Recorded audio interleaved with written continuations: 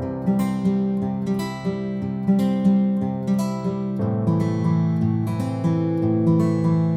going on, guys? The Iron Jesse here, and welcome back to my new LEGO Marvel 2025 set review. And today I'm reviewing the Spider-Man vs. Doc Ock subway train scene set based off of Spider-Man 2. This is set 76321. It ages 9 plus. It has 393 pieces and 4 minifigures. I also got this set at the Sugarloaf Mills LEGO store last month. And this set costs $55 here in North America and around the world for the lineup. So without further ado, let's go ahead and take a look at the Let's start off with Doc Ock. So this is the Alfred Molina Sam Raimi version of Doc Ock from the Sam Raimi Tobey Maguire Spider-Man trilogy. So I honestly love the design for him. This is an exclusive version of him that you get in this set. And there's only one problem with it, is that why on earth is his trench coat not green?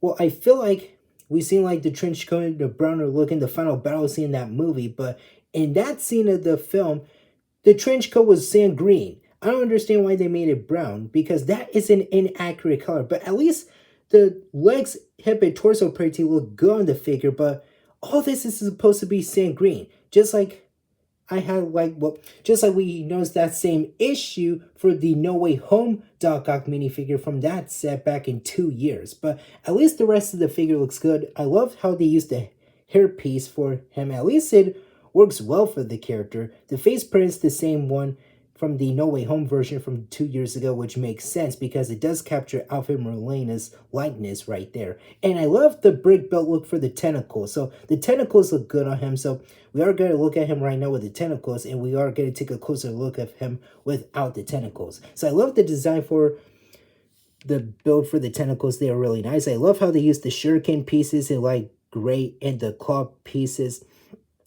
looking very nice. And I love how they use the red studs to represent like the light effect for the tentacles themselves, and easy to move them in and out just like so, which is a very cool design. Spinning him around is what the back of him looks like. And yes, they used the Outrider / Iron Spider backpack piece for the tentacles. This is what the back of the hairpiece looks like. And the coolest part is, now they've done this before, but you can't stand Ock up like this with the tentacles like that. So that's like the coolest part for the character himself. Let me just focus on him. There we go. So yeah, that is like the coolest part that you see for the character. Well, they've done something like this before with the 2016 version and the 2021 version of Ock. But yeah, I still love how they did that right there. But you can't swap out that stud on that spot if you want to, instead of just putting it on right there, just like how I did. But at least that's like a cool gimmick. Here he is again up close up and without the tentacles. So as I mentioned before, the legs, hip, and torso pretty look good, but again, they could just made the trench coat green instead of brown. Or maybe he had that brown trench coat in the final battle scene in the movie, as I said earlier. But at least it still looks good. But yeah, this should have been in a sand green look, because it doesn't make any sense why is this look in brown in this scene in the movie. It's supposed to be green. But I love the toe printing for the character, and the face printing, like I said, looks good. It is the same one that we've gotten for 2 years, and the hairpiece still looks so freaking good in my opinion. And this is what his back torso printing looks like when you remove the backpack piece with the tentacles. So the back torso printing does look phenomenal for Ock, and he has that same second angry face print that we've seen for the No Way Home set back in 2 years. And yes, it does fit the character perfectly. But very great Doc Ock minifigure. But again, the coat should have been more movie accurate, because like I said, it was supposed to be green. Well, in a sand green color is what I meant to say, instead of brown. But at least this is still a good figure. So that is it for Ock. Now let's move on to the rest of the other characters in this end. Those characters are J. Jonah Jameson, Spider-Man, and Aunt May. So we do get a updated Tobey Maguire Spider-Man minifigure, which is a very nice inclusion. So I love the update look, because this is the battle damage version of him. Because as you can see, we have the torn up parts for the torso itself. I love that nice look for the torso printing, which is a very nice design. I love the spider logo on the center part of the chest. And yeah, this is like our first ever Lego Spider-Man minifigure that is officially battle damage, because Lego never made a Spider-Man battle damage minifigure that often. They usually do the regular ones for every single year, but for the first time ever, we have a battle damage look for the character himself. Now, the face print for the mask, I feel like that is the same one from the No Way Home version from 2 years ago, but I think they updated the lenses for the character. Well, looks probably the same to me, but the dual molded legs are the same, but I wish they gave him some arm printing to complete the look.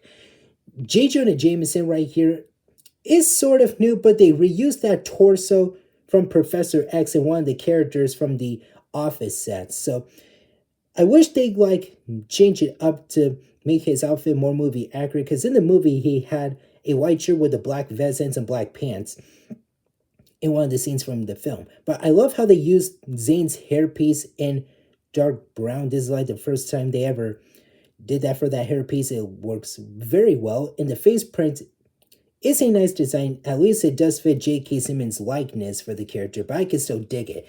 Aunt May is sort of new, since I feel like the torso printing is still the same as it was for the previous minifigures, but at least it still looks good, as well as her face print and the hairpiece look pretty nice. Well, even though these two characters were not in the scene in the movie, but at least they're still good inclusions. But it would have been nice if they like add some civilians to the list. And take a look at the back of the character. So this is what the back torso printings looks like for Jonah, Spidey, and May. So very nice design for the back torso printings for these characters. I love the back head printing for Spidey for the mask. And we do get the back of the hair pieces for Jonah and May. And Aunt May does come with a double-sided face, which is in that smiley look. So very nice look for the character. And as for Spider-Man, if you guys don't want him wearing his mask, if I could get it off, he does come with that alternate Tobey Maguire Peter Parker face print. So here's what it looks like. And I love that face print. They captured that face correctly, that struggling face, which is very good. And the hairpiece is fine. I wish they made it accurate, but the face printing looks good on him. And he also has a double-sided face, which he has that smirk / smiling look for the character. Well, that could fit Tobey's likeness, but this one does fit his likeness, because they really know that face print for the struggling face, and it works perfectly. So that is it for the figures. Now let's get into the train. Here is the subway train car itself, and this is a very nice remake for this incredible build. So they made one back in 2004, but the train car was in that like smaller look, while the other builds were pretty big in my opinion. But I totally dig this remake. So I love the nice detail for the front of the train car itself. We do get the light pieces for the left and right side of the build, and we do get a sticker right here that says Bay Ridge on the top part of the train car itself. And we do get like a couple of stickers of the build itself, one for the outside and one for the inside that we will get into later on. So I totally dig the top part for the build itself. I just really dig that, and I'm just very impressed by it. So I totally love the nice look for the build itself. Now, take a look at the side of the build, and yes, I put the minifigures inside of the train right before I start filming this, so it could be a little easier for me. So we do get some stickers like that window piece right there. That's where Doc Ock bursts one of his, well, he used his tentacles to like burst through one of the windows while he was trying to take down Spider-Man while the civilians are still inside of the train. And we did get a sticker for this piece right there, and some Technic pin pieces for the hovering piece and the web, which is a nice touch. And we do get the train wheels that are pretty nice. So I love the nice look for the train wheels. We do get those wheels from Lego that often for all these years for every Lego train set, especially Lego City.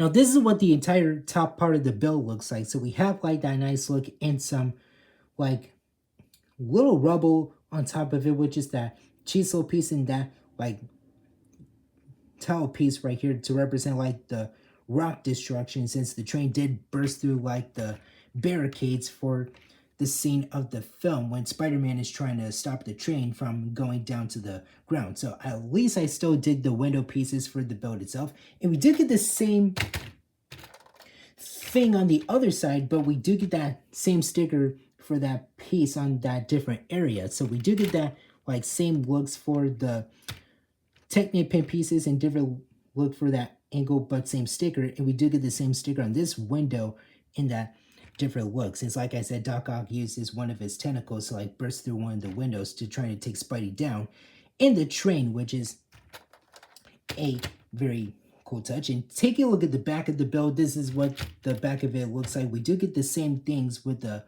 lights right there and the same sticker that says Bay Ridge for the build itself.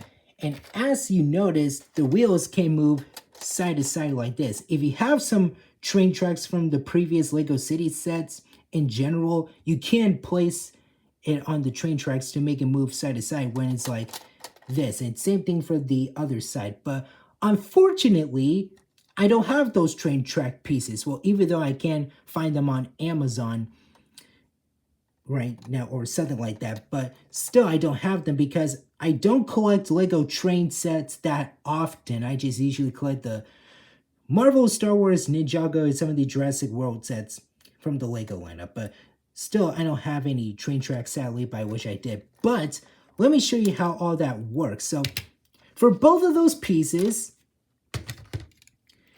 these are what making the wheels move side to side. Those are these pieces right there for both of the wheels that you get for the train itself. So this is what they look like. We removed them, and here's what the bottom part looks like in a closer look. So we do get the same train wheels right there. And yes, those pieces move side to side as usual, but the set gives you an option if you want to like make the train still or move around, because they give you two of these slope pieces for the wheels, since I have my trusty orange brick separator to remove them. So if you want to use an orange brick separator, you can move them very easily. So let me show you how it works. So you can place them on those two studs, and there's one. Now for the second one, and there you go. And easy to do this, you can put the slope pieces like so. Here's the first one, and here's the second one. So that is a piece of cake, and you can attach them to the train like this. Hopefully it stays pretty still. And let's do the same on the other one. And there you go. So now the train is in a still position, because I am planning on leaving it like this after I'm done reviewing the set. So you can move it just like so. It rolls just like so when it's on a base plate or on your table, if however it works. And you can access the top part. So all you got to do is lift those pieces up like this. And same thing for the other one. And this is what the interior looks like with the blue seat. So yes, I did store May and Jameson inside of there. And we do get a couple of stickers. Like here's the one that is in a battle damage look. This is the control panel right there, since Doc Ock just destroyed it in the scene in the movie. And here's another one that is in that non-battle damage look, which is in that regular look. So yeah, you can fit a couple of minifigures inside of the train if you want to, and that's all. So let me show you guys how you can attach a Spidey along with that hovering piece with that tin brick piece and the webs to the train. So in my way, you can't put Spider-Man on those studs right here, since there are some holes on the back of his leg. So easy to do that. You can store him like this. And yes, I did put the webs on his hands right before I start filming this. So you can attach this piece right there to that Technic piece like this, just like so. And same thing for the other one. If I can get it. Let me see if I can do this. Come on. I know you don't want to get in there. All right, let's see. Okay, there we go. And I feel like I'm about to break some of the pieces for the train itself. And easy to do that. And as for this piece right there, this is a piece of cake. You can't just slide it in like this.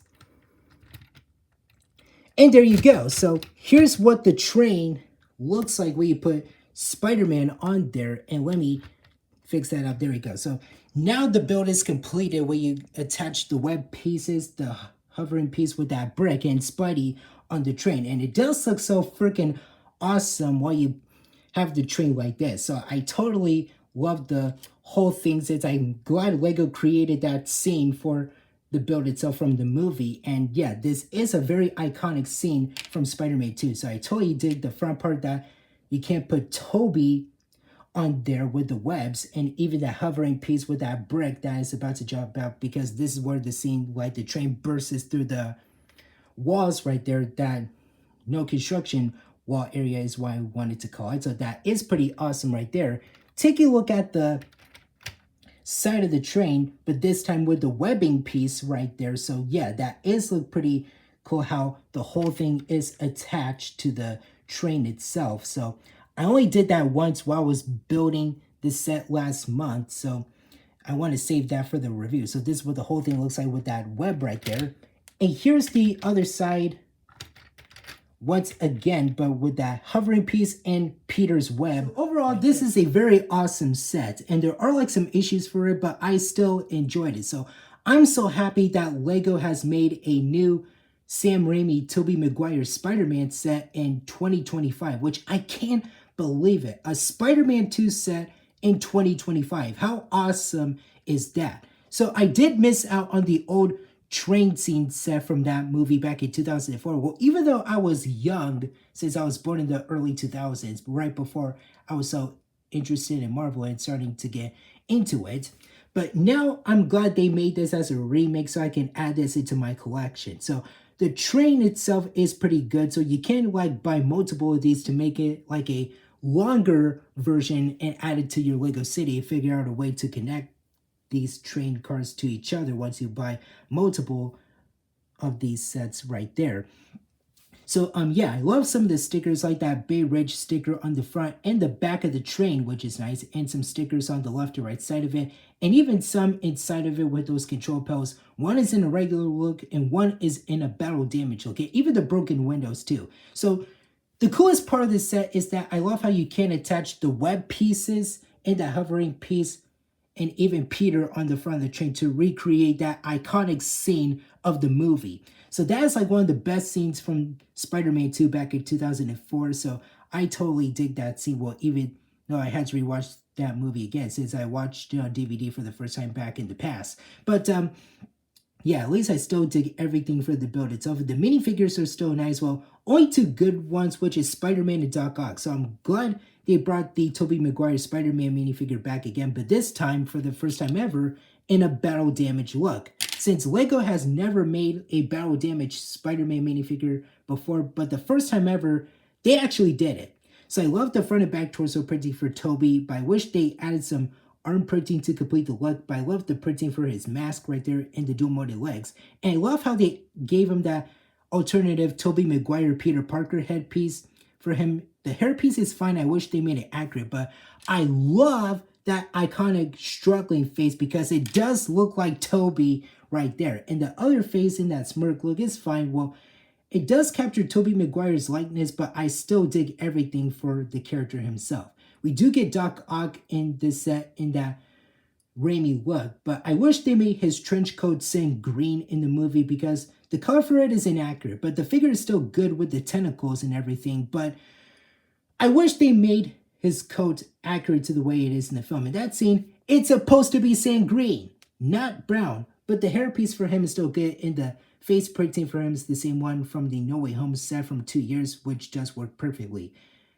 May and Jonah, well, yeah, JJJ and Aunt May are very nice and iconic figures, but even though they weren't in this scene in the movie, but I wish they can replace them with some of the other civilians that we've seen in the film because they weren't in that scene of the movie, but at least they're very good inclusions, but it would have been nice if they added more civilians. But it is very nice how you can change up the pieces for the train wheels from those solid pieces into those movie pieces if you want the train to be in a still position, or you could just move it around. But at least this is a pretty fun set, but I wish this was like a $40 set because $55 is a very crappy price since it has 393 pieces. But at least I can still dig everything in this set, but at least it is very cool. So that is it for now. Thank you guys for watching. Remember to hit that like button. Don't forget to subscribe to my channel if you're new. Hit that notification bell, the C button, and don't forget to Hulk smash that comment section down below. And tell me in the comments what you guys think about this set for the lineup. I'll see you later.